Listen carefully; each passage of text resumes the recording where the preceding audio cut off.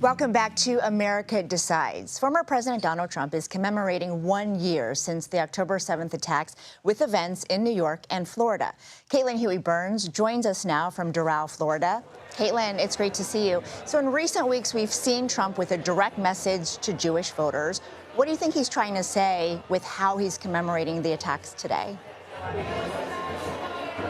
Hey, Rachel, good to be with you. Well, he is making a concerted effort, has been, to court Jewish voters. Earlier today, he was in New York, where he visited a holy site for Orthodox Jews. Tonight, he's hosting a ceremony, a gathering at his property in Doral, Florida. And you can see behind me, there are memorials to those who were murdered on October 7th, so commemorating that as well. But his approach has been notable. On one hand, he has made an aggressive pitch to Jewish voters, but in the same way, he has also offered condescending and derogatory remarks at times, saying that, you know, I have done so much for the Jewish people. If they vote for Democrats, there is something wrong with them, essentially, is what he has been saying. So a lot of controversial remarks he's been making at the same time he's trying to court this group. And Caitlin, you were at Trump's return to Butler rally this weekend, where he criticized Democrats and even brought Elon Musk onto the stage. Let's take a listen to what he said then. Those who want to stop us from achieving this future have slandered me, impeached me, indicted me, tried to throw me off the ballot, and who knows, maybe even tried to kill me. Make sure they actually do vote. If they don't, this will be the last election. That's my prediction. So, Caitlin, when I hear the first half of this quote, it's really nothing new. We've heard it for several years now. But he does seem to go one step further, accusing, Democrats of trying to kill him, as an example. Why do you think he's going there? Why do you think, Trump believes that will resonate with voters?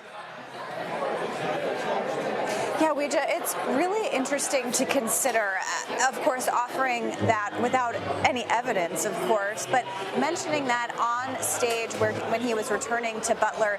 There is a sense among Republicans and those who are supporting Donald Trump that the assassination attempt, the first one, has kind of receded from public view or the public consciousness. And then, of course, there was a second attempt here in Florida.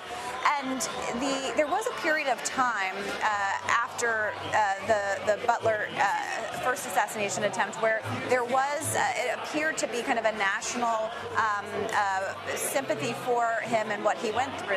He mentioned just days later, while he was standing on stage with the RNC, that he will describe what happened that day and then never speak of it again. But having covered all of his rallies since that time, he does bring that up at nearly every rally. But on Saturday, it was notable because he is accusing his rivals of trying to take him down.